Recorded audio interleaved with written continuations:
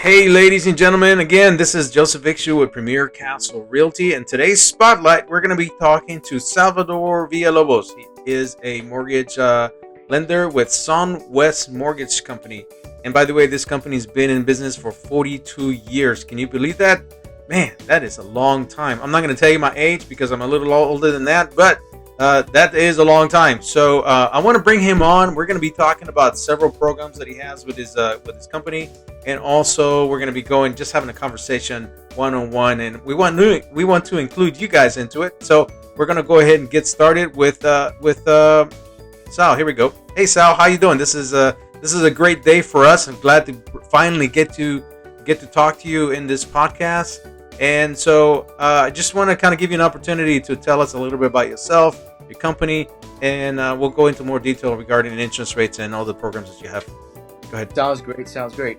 Well, welcome everyone. Well, I'm happy to be here. Thanks for the invitation. There you go. Finally. I'm usually doing the introductions. Yeah. Tell them a little bit about that, because I didn't even mention that in the introduction. So go ahead. Right. So my name is Salvador Villalobos. I've been in real estate mortgage financing for the past 29 and a half years. Pride myself in helping the community become homeowners, not just home buyers, but homeowners, so that they can successfully carry forth that great opportunity. So I got into the business because my parents had gone to a trusted friend for their mortgage, and they didn't get the service or the programs that best suit them. So I went into the business with the idea of being in there 1 year, showing this person that I can do a better job and make more money while doing it. So it was going to be 1 year. Now it's 29 and a half years later. Wow. That's awesome. And they keep pulling me back in. Mm-hmm. But it's a great opportunity to help a lot of homeowners become home buyers, create those beautiful memories with their families, or savvy investors that are looking to the next opportunity to build that generational wealth, or buy an instrument that may be inflation and possibly recession proof or resistant, better word. So I'm a loan officer with SunWest Mortgage. It's family owned for the past 42 years. Wow, that's a long time. A long time. We are a direct lender, and a direct lender is somebody that, or an institution that's proven themselves or lender that's proven themselves that they're able to sell directly to Fannie Mae, Freddie Mac, FHA, VA, USDA, whichever. Not everybody sells to all of those agencies, but they can, if they're lucky enough to do so. We've proven ourselves year after year that we are qualified to do that, and in doing so, we're able to provide underwriting with minimal overlays. An overlay is an internal corporate policy that is added on top of the minimum guidelines set forth by those agencies, which is Fannie Mae, Freddie Mac, FHA, USDA, and VA. Yeah, and the government knows about overlays, don't they? It's like, man, it's like every other day we get another thing. Oh, we got more taxes, or we got more rules, or man, another law just passed. So that's pretty interesting. Yeah. So we just basically go off on the black and white of that manual. Again, we may have some internal corporate policies, but not very many. You'll get some lenders, they'll say that they don't have any. I've been in the business 29 and a half years. Everybody has a degree. Right. So we have to protect the company. Yep. But the other thing is, we are also a servicer. So once you close a loan, I would say 95% of the time, we're going to retain that loan. We're going to serve it. You're going to send your payments to us. We're going to, if you have questions regarding your balance, your taxes, your insurance, anything related to your account, like I said, 95% of the time, it's going to stay with us. That's cool. Yeah. I like that, because you don't miss payments. Sometimes you get a loan and all of a sudden You started off with one company, and then it gets sold, and you got another company. My dad, who lives in Florida, he always has a problem with whenever they sell the loan to another bank, because then he's trying to figure, and he's old, he's elder, and he's trying to figure out who do I make my payments to, and it's very difficult for, especially people that don't understand the process, Right. So. So it's difficult when you do understand the process, because you only get a 30-day notice that they're switching to another lender. Yeah. And if you don't get it in the mail, you're sending that payment to the previous lender. Yep. And you got a late fee. And you get a late fee, right? Hey, so I want to ask you something. Okay, actually, sure. I want to kind of summarize what I think I just heard from you, because this is important. I want to make sure that the people that are listening understand. His company, Sal's company, is a direct lender, which basically means you have access to the source of money, okay? And with very, very little or any obstructions between the spigot to your bucket, okay? So that's really the way I like. That's the way I like seeing it, because as you were talking, I was like, man, that's pretty cool. I like that, because the velocity from the time that you get that approval to the time that you're able to close. You have a little bit, maybe less obstructions, less paperwork, less questions, because you guys are understanding the requirements, and you have that in your standard operating procedures. And I'm sure, being 42 years in the business and still being family owned, that's a testament to the ability of this company to actually do what they say, and that's provide a great service to the public. So I want to say thank you for that. So we're going to get started. The first thing I want to talk to you about is, obviously, the one thing that's affecting the housing market right now, in my opinion, and that of many experts, okay, there's things that are happening in the market that it's affecting homes right now, okay? Right. So, why don't you give us your big view kind of idea of what do you think is happening, and how is it affecting the market from your point of view? When we were having a conversation offline, you were talking about the elephant in the room. Yes. And that elephant in the room is the Federal Reserve Bank, otherwise known as the Fed. One word from that board set the markets into a spiral, mm-hmm. or having the interest rates drop or jump. Mm-hmm. And they did jump in December. We were at 2.875, 3.3% in December, and the Fed said that they were no longer going to purchase the mortgage-backed securities, which were the ones that were suppressing our rates lower. Mm-hmm. And when they said that, the market reacted and they went higher. Mm-hmm. And then in March, when they had their meeting again, they said that they were no longer going to they were going to sell off their balance sheet, mm-hmm. which is $9 trillion of mortgage-backed securities. What happened? Our rates jumped. They went up. Over the past decade or so, like I said, the interest rates were suppressed because they were the largest purchasers. And that's what drives the interest rates. Right. So I want to add just one more point along those lines, because I think the words that they use is critical. Now, I use an app kind of keep track of interest rates and so forth, and it's called Mortgage Rate Watch. You probably use it all the time. If those are out there listening, I'll put the name of the actual app on the description so you guys can follow this. But to your point, it's interesting that you mentioned this, because let's see what they said at the latest meeting, because as of last week, Wednesday, I think we were at the highest point in like 40 years, and then it dropped after that. But listen to what they're saying, and this goes exactly to what you just finished saying, okay? And so let's examine what is said by various Fed speakers. And the Fed is the federal bank. That has nothing to do with federal. It's just the name. It's like the third central bank that we've had in the U.S. The first one was actually dissolved by Congress. The second one was taken down by Jackson. And then the third, currently in the third one. Okay, so it's nothing federal about it. They're private banks. But anyways, Thursday's CPI report was just one data point. Markets are way out in front. So this is them telling us, it's like, hey, you know what? This is just one data point, right? Let me read through the whole thing, and then we can kind of discuss it a little bit. Okay. Harker's inflation will take time to calm down. Ooh, okay. I don't like the base policy on one couple of headline numbers. Incredible words, right? Right. George, it would make sense to slow the pace of rates hike next year. I like that positive thinking right there. Okay. Daily inflation data is good news, but pausing is not being discussed. Okay. That's something that we need to pay attention to. Right. Waller, inflation data makes a case for 0.5 increase instead of 0.75. They're still talking increasing. Right. Collins, Fed has more work to do, needs to hike rates more. Can you believe what he just finished saying? Bullard, Fed needs to hike at least 0.5, even if inflation data remains friendly. And then Kashkari, some evidence of the inflation plateau, but we can't be persuaded by 1 month's data. Hikes will continue into 2023.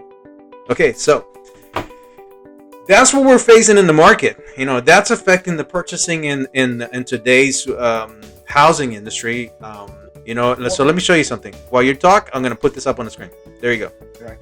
Well, the thing is that 0.75% that they've been hiking over the past year, that's the Fed rate, right? That's what determines your credit cards, your home equity lines of credit, your home equity loans.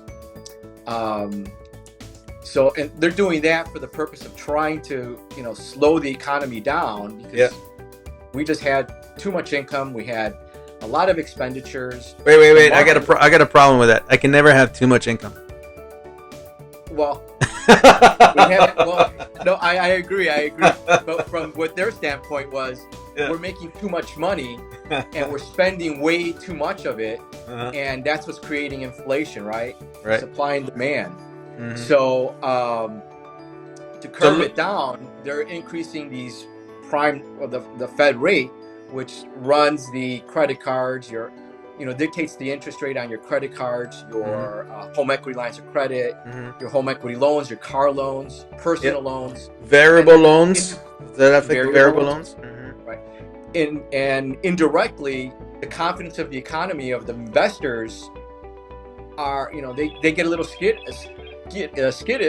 So then that also impacts the mortgage bond rates, right? So, which actually drive mortgage rates. So, do you see the slide up on the screen? Yes, I do. Okay, so this is what the mortgage rate and then the survey from Freddie Mac. This is what they're saying. As you can tell, I like the fact that it, dropped like a dead cat bounce. No bounce. Yeah, no bounce. It's like boom. So, but that's what's happening. Very interesting stuff, isn't it? Right. I mean, stating that they're going to raise the rates only 0.5% instead of 0.75%, that was somewhat positive. But also talking about, even if the inflation comes down or stays stable or comes down, they're still going to increase rates, or they should. That's sort of counterintuitive, I would think. Now, if we look at the market, okay, and this is where you come in play, we're going to be talking about some tools that you have that people can actually, help themselves to get into a home, because home ownership is still better than renting. Okay, now you may be saving a little bit of money here and there, but at the end of the day, you're paying thousands of dollars a year, and you're going to get your deposit back. Okay, that's it. All right, where if you purchase, maybe, and I'm a landlord too. I have investment properties. When they leave, we said, okay, the house needs to be in or like this condition. Okay, right. And then if it's not, then we have to kind of take a look and see what kind of repairs besides regular wear and tear, right? Right. But broken windows is not a regular wear and tear. If you mess up walls. Yeah, exactly. Somebody's punching my doors, that's a problem. Or they're slamming the doors and the doorknob is hitting off the... Exactly. Now we got a hole in the wall, right? Yeah. So forth. But anyways, long story short, I want to let you know what's happening in the market right now so we can kind of discuss on inventory, okay? Right. So I'm just going to go by county, but I'm going to start with Johnson County. I'm looking at data.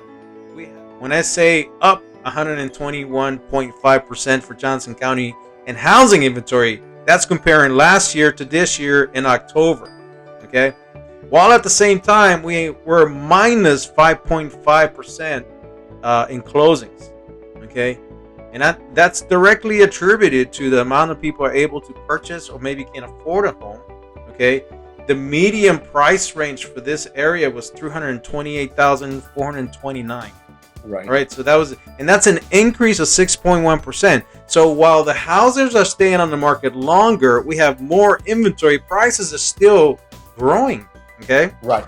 That's in Johnson County. Now let me look at Parker County. Parker County, 91% increase in inventory from last year.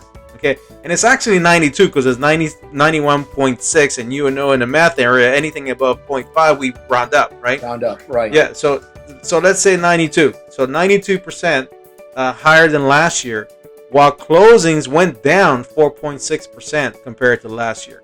Okay, again, more houses, less closing. $457,200 was the median price point, and it increased 14.3%.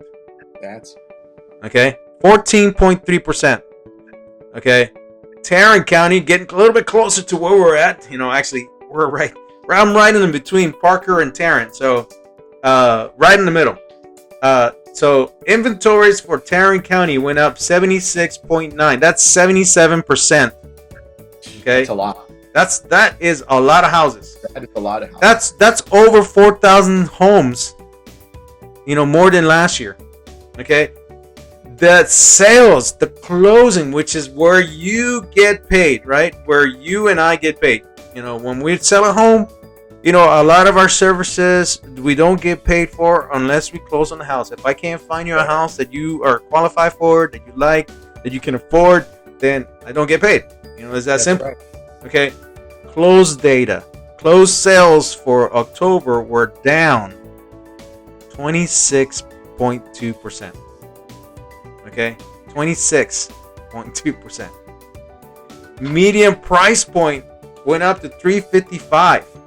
That's an increase of 13%. And then we have the Fort Worth data. Okay, Fort Worth proper. Active listings went up 92%. That's over 2,300 homes. Okay, closed data down 28.3%.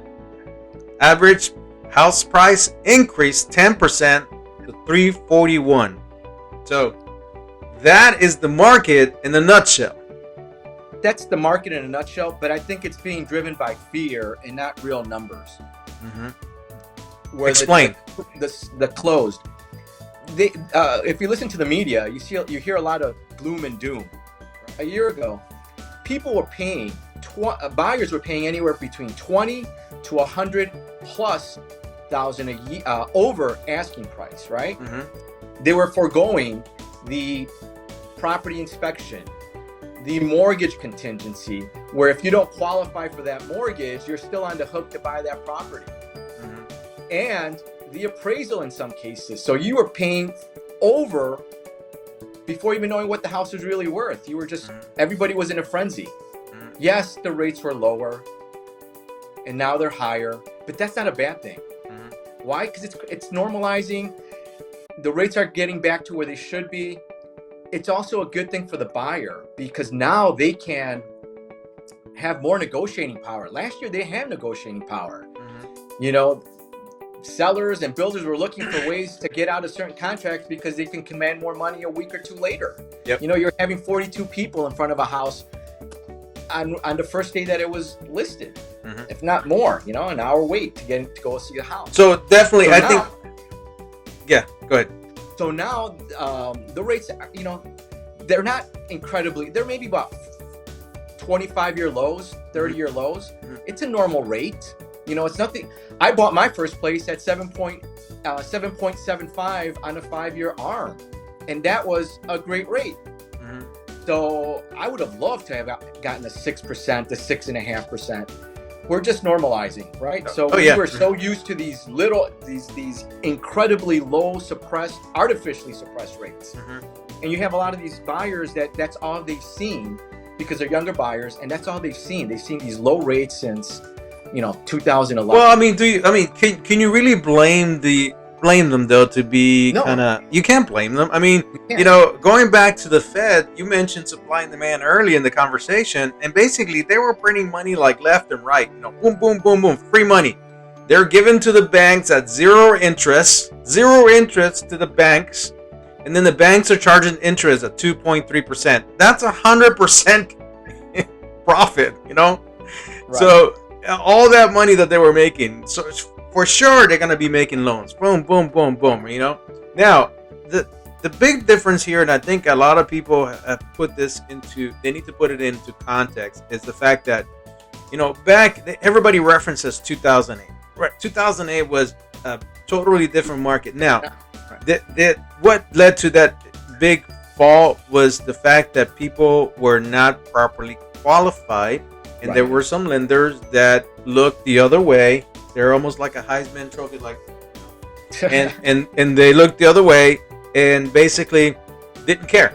You know, this is why, I mean, 2008 was terrible. Whole communities stopped developing. People were walking away from their mortgages. Houses were vacant. You know, foreclosures were through the roof. We don't have that anymore. We don't have foreclosures, or if we do, we got very little. Okay. We have a lot of good oversight now. That it's not loosey goosey as it was before. Now there's something called the ability to repay. As a lender and as a loan officer, we have to do everything we can to verify their income, their assets, to make sure that we're putting them in a situation that they're going to be successful. We can't foresee the future, but we're going to do everything that we can to make sure that they can, that they do have the ability to repay. Right. Because nobody wins if we get a call 6 months from now, a year from now, 2 years from now, saying that they can't make their mortgage payment. That's and my other point is the fact that, you know, yes, you know, you and I, like, I purchased my home back, the one I just recently sold in 2006.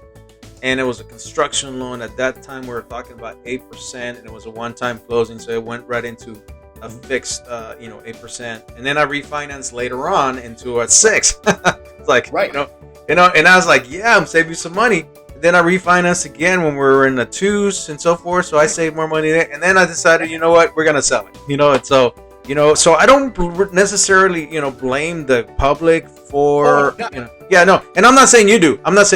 What I'm saying is that, you know, a lot of these buyers have only known, you know, the lower rates. Okay. So when you and I reference, you know, back in the day, it's like almost like when your parents tell you, you know, back in the day, I walked through snow and this, not the other. You know, you're like, oh, Dad. Now I just press a button in my seat warmer. You gotta remember, you know. I don't even remember when I was growing up if we had a microwave, you know. Every home has a microwave. Heck, everybody has one of these babies nowadays, you know. You remember the day when we had them on the wall, you know, and talking on the phone forever. Big old long cord. Mom, I'm on the phone. And you were really lucky if you were the guy in the neighborhood that had a VCR. Oh yeah, and cable, the little buttons on the cable. Anyways. So that is to say that, you know, they've grown up and not grown up, but they've experienced, you know, very positive interest rates. And obviously, when it feels like mom and dad just got home and you were late from a date and you're getting spanked, you know, I used to get spanked. Me too. So I remember one time I rolled into the driveway. Okay, I'm like, I don't know, 15, 20 minutes late on my curfew, and I turn off my car, put it in neutral, turn off the lights, and I'm coasting into the driveway. Guess who's sitting right there in the front porch? My dad. I was grounded, you know. Yeah, and we had a definite conversation, you know. So anyways, that's just to say, you know, they're not used to those numbers, but nevertheless, okay, so let's talk about how you can help them get into something. That opens that's a great opportunity to use these lender buy down programs. There's one called the 3-2 buy down, and that's the conventional. You can actually start the rate. You know, you're going to qualify at the going rate of what that is, the regular 30-year interest rate that's being offered. But then you can buy down the rate the first year by 3%, the second year by 2%, and the third year by 1%. So the great thing about that is the seller is paying for it, not the buyer. So in a scenario where the loan amount says $332,500, you know, they potentially can save themselves, and it's a conventional loan, 5% down. They could potentially save themselves $600 a month, every month for 12 months, and then it goes up 1% higher the second year, and then the third year it goes up that extra percent higher. Saving So I got it up on the screen, so just in case you see it, okay? Yeah, you're saving thousands of dollars. Yes. You can save $13,000, $14,000, $15,000 in interest during that first 3 years, and the seller's paying for it. Now, let's say that if the rates come down in a year and a half from now, I have to say if, because we don't know. If I did know, I would have like 3 islands, a few jumbo jets, I'd be a billionaire. Yeah. I don't know. I'm moving in with you, man. Right. So let's say if they change in a year and a half, you would roughly save yourself about $9,000 in interest. And you're going to say, well, what about the other $6,000 in interest? I mean, $6,000 that I didn't use under this lender buy down. Well, that's going to be reduced from your principal. So if you owe $100,000 on your loan and you have, let's just say, $5,000 in unused seller paid buy down, they're going to reduce that from your principal. It's a win-win for you, right? For the buyer. And if they don't go down, you saved all that interest during the first 3 years. So, you know, you can refinance to the lower rate if they come down. You're not bound to keep the higher rate. Okay. Well, let's say take somebody that's making that's paying $2,000 a year, $2,000 a month in rent. That's $24,000 in a year. If you wait a year and a half, that's $36,000 in rent. And then you say, well, now I'm ready. The rates are down, or they've come down. I'm ready to buy now. It's a year and a half later. I just spent $36,000 in rent, got nothing from it except my security deposit. And now I want to buy a home, put 10% down, say a $300,000 home. Now you got to come in with another $30,000 down plus your closing costs. Guess what? Add the $36,000 that you gave your landlord while he or she paid down their mortgage and their property appreciated. And now you're going to come in with another $30,000. And by the way, you said, you know, a year and a half for rent. So that means that you're looking at a 12-month lease, or an original 18-month lease, or a 1-year lease with a 6-month extension, or a 6-month month-to-month. And so basically, anytime you go month-to-month, the rent increases. Okay, because you're causing the landlord, you know, to take a risk that he or she could miss out on a longer term rent. Okay, now basically, if you're renting, the one advantage of the rent, okay, and we just gotta admit it, is the fact that, you know, the amount stays the same regardless of what happens in the economy. You know, unless you do like a 12-month lease with an automatic increase 10% at the end of the year, so you know it's coming, right? Or you get a letter, you know, 90 days out saying, hey, rent's increasing, right?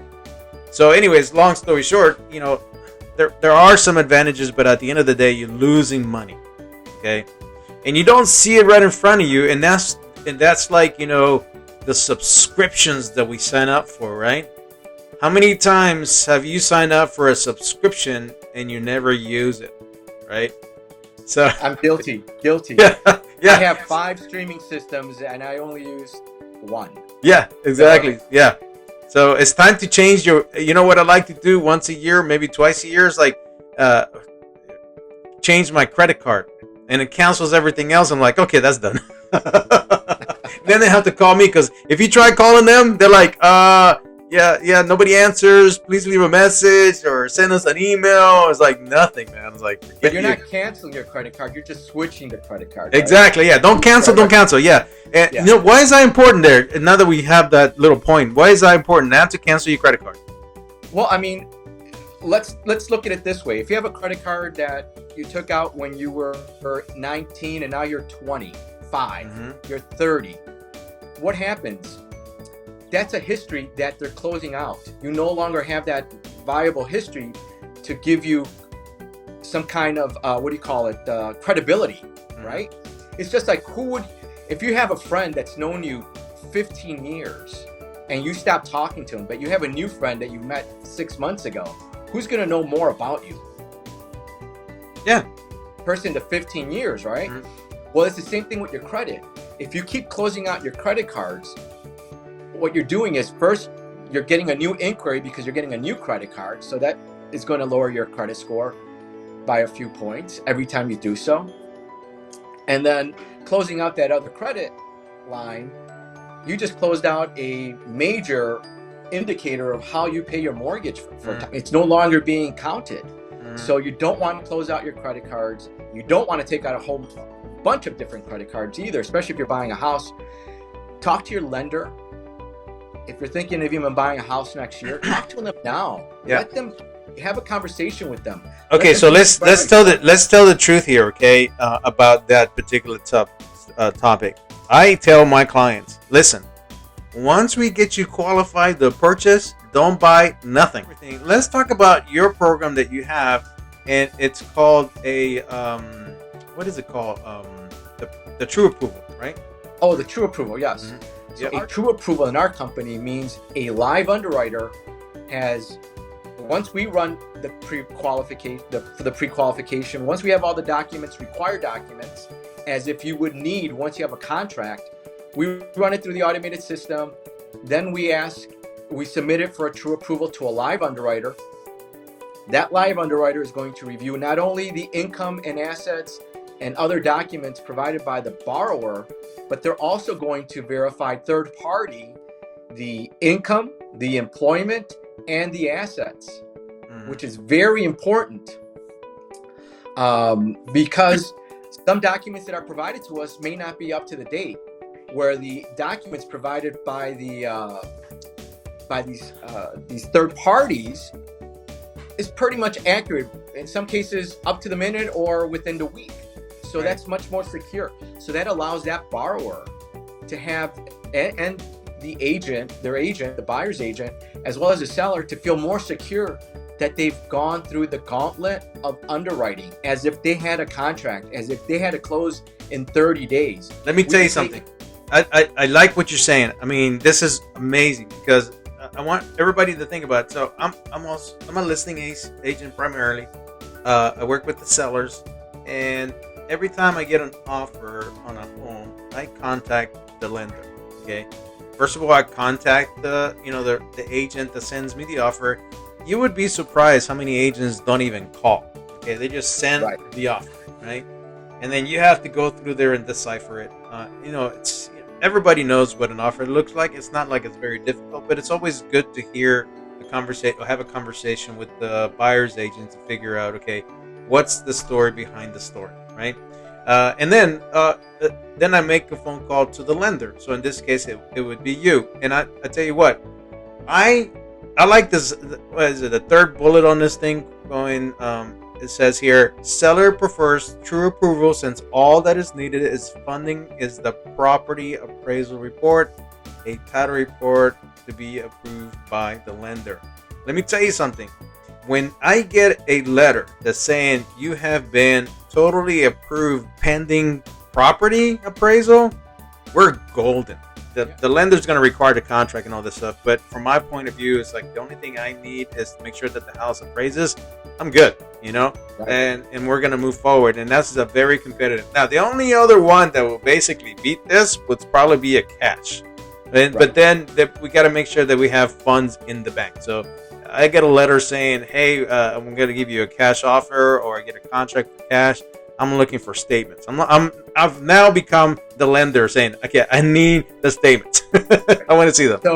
So what if I send you a picture with like a suitcase full of hundreds? Yeah, I'll be like, no hablo.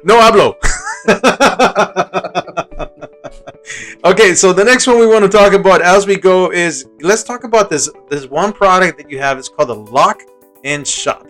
Well, the lock and shop goes hand in hand with the true approval. I like it. So the true approval, once you're true approved, you can lock up to, you can do 30 days, 40 days, but you can do up to 120 days from the day that you get that true approval, or any time in between, right? Well, it has to be no more than 120 days from the time of the true approval. Because after that, you have to identify the property within 90 days and close within 30 days, right? Because your true approval is good for 90 days and your lock and shop mirrors your true approval. So this is a great program. You can, do the true approval with FHA, VA, USDA, Fannie and Freddie Mac loans. You can't do the true approval with the bank statement programs or the investor cash flow. Those are called non-QM. But you can do them again with the FHA, VA, USDA, conventional Fannie Mae and Freddie Mac loan programs. Okay, you just used another jargon, what I called when I was in the military, we call it military jargon, right? Right. So the first one that you used initially, and you really explained it well, is called the ATR, ability to repay. You just used another one. Non-QM? Yes. Okay. Mortgage? There you go. Yeah. So without going into the great detail, granular level, kind of give us a bird's eye view of what that is. Well, these are programs that are not under the agency banners or umbrellas like the FHA or the VA or the USDA or Fannie Mae or Freddie Mac. They are not subject to the guidelines that are set forth by those agencies. Oh, okay. These are usually portfolio loans or private investor loans. So they don't follow suit with the same guidelines as those loans that we've just talked about. Yeah. So what loans are the ones that do not conform to the guidelines that they're set by the federal government. Okay. Right. Yeah. Right. But I mean, you can also, because jumbo loans don't conform to, and that's not a non-QM loan. That's also like a portfolio loan, right? Yeah. That's another animal. That's over. Right. What is it? What's the jumbo price now? Is it 600, 700? Oh no, it's over. Well, starting October, it's going to be over 725,000. Okay, so 724 is not a jumbo. Right. Yeah. So you can buy up to $724,000 home on an FHA or VA and stuff. Anyways, long story short. Yeah. Okay, so 120 days. So that's a non-QM and non-qualified mortgage. So you can't, your bank statement loans, your cash flow, your investor cash flow, your 1099 only loans, those programs are not eligible under this lock and shop. Well, it says it right there on the flyer. It says 120 days on underwritten, pre-approved FHA, VA, USDA, and conventional loans. So that would exclude, like you're saying, jumbo. Okay, not included. Exactly. The jumbo and the non-QMs. The other. So the great thing about this program is my clients that locked in at 2.99 in December. Now remember, December is when everything started unraveling a little bit on the interest rates. When they locked in at those lower interest rates and they didn't identify a property until February, the end of February, beginning of March, and we're closing in March or beginning of April. I want to say something. It just came to me, okay? Because right now we were just talking about the inventory levels in all the counties, Tarrant, Parker, and Johnson, right? Inventories are high. You got 120 days to go find something. The close rate on average has been about, let's say, 90 days. You still have plenty of time. But when you have this letter, this pre-approval, I like what it says here. It says, now your offer is as close to cash as buyer as possible. Okay? So that means that you can close a lot quicker because you already have the true pre-approval. You have an offer in hand. It's almost like cash. The only thing we need is an appraisal and all the documentation required to close. And guess what? You can close a lot sooner. Your time frame is just shortened. The official turnaround time we're going to say is 30 days. Okay, but in theory, right? In theory, you can do it faster. If the stars align, yes. And it's not a VA loan. So setting the right expectation, Yeah. not giving false, All right, so we got great interest rates. We got a true approval. We have lock and shop, dude. Right. Well, we're moving. Nice. Okay, hey, so let's talk about another program. You have a program that's called a home style renovation loan. Right, which you can use the true approval and the lock and shop for this renovation program. Man, we're like building blocks here, huh? Right. Things happen. Things happen for a reason, and unplanned things are always the best. Exactly. Except when you're talking about mortgages, you need to talk to your loan officer before you even consider. Make a plan. Right. Make a plan. Get a budget. So, the homestyle renovation is Fannie Mae's renovation program, where you, with as little as $5,000 in upgrades. So let me go back. So you can use this program if you're a home buyer to say there's a home that you really like in the area that you like the position of that property. It's close to the schools that you want your kids to go to. It's close to family members where they can go after school while you're at work. You like the neighborhood. You just want to hang. It's great restaurants, but you don't like the kitchen. It needs a new furnace. You would love a better bathroom, or you want to add a second addition. This program allows you to purchase that home while adding the cost to either renovate or repair that home to your liking, as long as it's within the limits. So with this program, you can actually get a loan up to 75% of the after improved value. So that's, if the after improved value is $600,000 and you're buying it for $400,000, it's leaving you room to do renovations. It's a really good program. If you want to add a a pool, if you want to add an outdoor living space, those HGTVs where you have the outside kitchens and the beautiful surrounding living areas, you can do that with this program. You know what I like? Adding value to the property. Obviously, I like everything that you're saying because it adds value to an opportunity for somebody to, create the dream home, like it says on there. But I like these bullets. The thing is, let's say that you're going to need some time to get that done. It's going to take 3 months, 6 months. You can finance part of your mortgage payments into this if you had to. If you're already paying a mortgage somewhere else, or it's up to 6 months. Up to 6 months, yeah. You can do 3 months. You can do 1 month. Obviously, if you don't have to spend it, I usually tell my clients, don't spend it. Just move in with family for about 6 months. Yeah. You're going to be pulling out your hair in about 3 days, but you saved yourself 6 months worth of interest. I watch a news program called Pandemic, and basically Steve Bannon is the chair, and he says here, don't bury the lead. Okay, so right now I think we're burying the lead. Look at this second bullet: primary, secondary, or investment properties. I was getting to that. Yeah. That is amazing. Tell me about that. So you can buy a second home, the same thing. I mean, with this program, you can go as little as 3% down, right? Mm-hmm. If you're in a low to moderate income area, but the standard is 5% down of the acquisition cost, which is primary, which is the acquisition cost is the purchase plus the cost of renovation, and your down payment is based off the entire amount, or after repairs.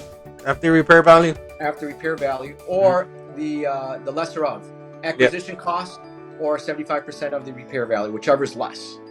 That's probably going to be the acquisition cost. Possibly. On a second home, that can be 10% down. Yeah. And in some cases, maybe a little bit more, just depending on what you need to do and the. So what's the down requirement on an investment property? If you're a single family home, you're looking as little as 15% down. Nice. But keep in mind, you got private mortgage insurance. So that private mortgage insurance is going to be higher. So if we put the 20% down and you get rid of the PMI. All right, so we got the renovation loan. It's simple, it's flexible, and we now know it's affordable. I like that.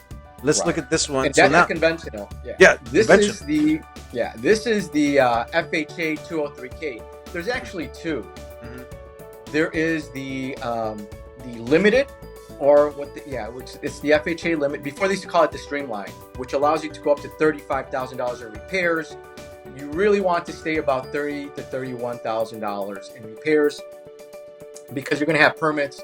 You're going to have more than likely permits. You're going to have additional costs. So contingencies in case let's say that you're doing work. You're considering changing the drywall, but then all of a sudden you see that there's some frayed wire, or there's a nail through a wire. Then that has to be repaired. So there's a contingency, so that there's enough money in the kitty per se, so that the buyer doesn't have to come out of pocket to repair that. So because the lender's not going to give you that any more money than what's already been allotted for, and the general contractor sure is not going to do it for free out of the kindness of his heart. So to prevent that, there's a contingency. So that's why you want to keep that dollar amount about $30,000 to $31,000. And you can go up to 110% of the after improved value. It's the purchase, the acquisition cost, purchase and repair, or 110% of the after improved value, whichever is less. Okay, gotcha. Right. Oh, so the same rules as the other one, pretty much. Okay, great. So and with this program, you can start with as little as you can have a credit score of 580 or higher. I was just about to say that if you guys can take a look at that credit score 580, I can tell you that a lot of my clients on the property management side of the house, 580 would not even get qualified for a rental. So this program is not only for purchase, as well as the Fannie Mae Home Style program. You can do it for a purchase, or you can be a homeowner that is looking to move, but for whatever reason they can't. They're not finding what they need. Maybe they're looking for a two-story building in a two-story home in a different area, but they can't afford the payment for a two-story. They can afford a single family, but it's not conducive for their living situation. Well, they love where they're at. They love the schools, they love the restaurants, they're close to family and friends, except for that one neighbor down the street. And the one that painted the house pink or purple or pink, and pink. They want to do a second-story home. They want to add a second story. They want to change their what do you call it? Their kitchen, their bathrooms. They want to do a complete regut. They can do that as long as it's adding value to the home. And the great thing about that, they don't have to come in with a whole lot of money out of pocket, because it can all be rolled into the loan. I want to make sure that, so we've already talked about several different types of programs and property types, but this one is for owner occupied only. Only owner occupied. Single family and 2 to 4 unit properties. Yeah, so you can actually, I've had a couple of clients that purchased, for example, a quadplex, okay, and they wanted to live in one of the units. They have to. Yeah, they have to, right? Within this program. In this case, they wanted to, and now they have to. But regardless, that was their plan, okay? So this program would be a good program for them to go into. Right. Well, an FHA program, but if they're buying a property that needs repairs, right? The only thing is with a 3 to 4 unit property, 100% of all of the rents, including the owner's unit, whatever it would command if there was no owner, 75% of those rents have to pay 100% of that mortgage payment. So hypothetically, and I'm going to use a low number, if the mortgage payment is $750 and the rents are $1,000, well, 75% of $1,000 is $750. You would be able to go forward with this program. Yeah, that's easy. If the rents are $950 and the mortgage payment is $750, and you make $1 million a year documented every year, you still can't buy that property, because 75% of the mortgage payment of the rent payments does not cover 100% of that mortgage payment. So as long as the rent is covering 100% of the mortgage payment, whatever that is, you're good. 75% of the rents are covered. Oh, 75%. Okay. Right. Just like a commercial loan, right? Yeah. Man, that is some good. Obviously, we've gone into not too much in detail, briefly covering it. And obviously, it's important for the individuals that are listening to the show today to understand that to get more detail, to get more information on their particular situation, they need to be calling you. And your number is 708-860-1135. I've had this number for almost 22 years. Mm-hmm. So that's a man, you must be getting a lot of spam calls because we do. Actually, I've been pretty good lately. I don't know why, man. My spam calls is like through the roof. It's like spam. You know, and I use this app that actually, you know, kind of categorizes the calls and right. Spam alert. Yeah, spam alert. Yeah, exactly. So, all right. So, but let me say one more thing about that one program. You can buy a multifamily with a storefront. Ooh. I actually was able to help somebody buy a 4-unit residential with a 2-unit storefront. That's nice. 3.5% down. Wow. They live there and they use the rental income to help them buy that property and rental income, plus they have income from the store, the leases and stuff like that. Mm-hmm. Hey, by the way, now that you mentioned that, we do have a property management company, so that goes out to you guys out there. You know, one thing that I, you know, as a landlord, I would hate for my tenants to know, or my residents to know that I'm the owner, because especially if I'm living there, they'll be knocking on my door. Hey, my toilet's backing up. It's like, what? Right. Quit using so much toilet paper. Because it's coming down my ceiling. No, I'll be in the top. Thanks. Yeah. So, hey, in parting, we got to the end of the show. Is last minute thoughts that you would want to make sure that people understand about you and your programs? I think, obviously, we've already talked, several summaries on each one of them, but the overall, advantage of using your programs, I think one slide said it the best. It was affordable, and obviously it was simple, and you can use it like right now. So what do you think? Right, and I mean the thing is, we do have that true approval. No better way to go look for a home, feeling confident that you've already gone through the gauntlet. Locking your rate to qualify so that you don't have surprises 2-3 months later where the rate may have gone up and now you no longer qualify, even though you're true approved. So you have that security. You have the buy downs, which will allow you to get the rate that you want temporarily for the first year, and then the second wanted rate the second year, and then the third year it's still lower than the market, and you can refinance if the rates come down. But if they don't, over the first 3 years, you save thousands of dollars or hundreds of dollars, depending on your loan size, right? So it can be thousands or it can be hundreds. But the thing is, you're saving and the seller's paying for it. The other thing is,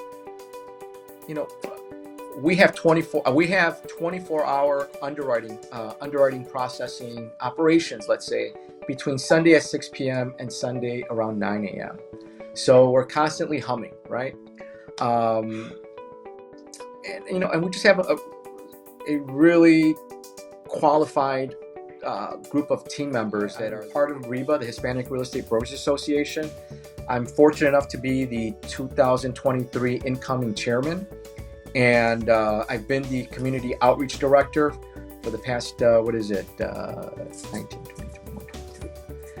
4 years, and going on my 5th year, because we're promoting financial literacy to the low and moderate income, because they need the help. And we all know that at this point in time, maybe not everybody may qualify, but let's prepare you. So I love your message. You're a straight shooter. You're always going to bat for your clients. You speak your mind. You drop the mic. Boom.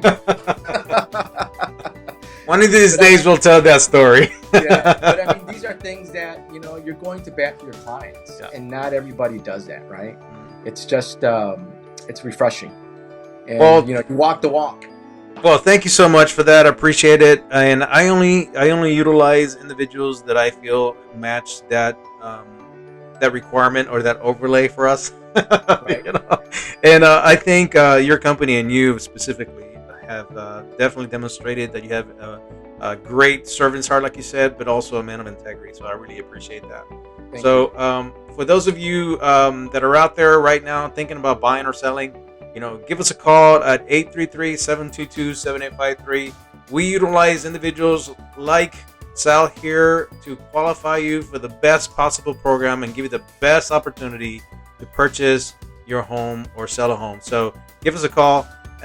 Sal, thank you so much for your time, buddy. I appreciate you, and we'll catch up on the next time, and hopefully we'll see you at the next Hispanic event. Okay.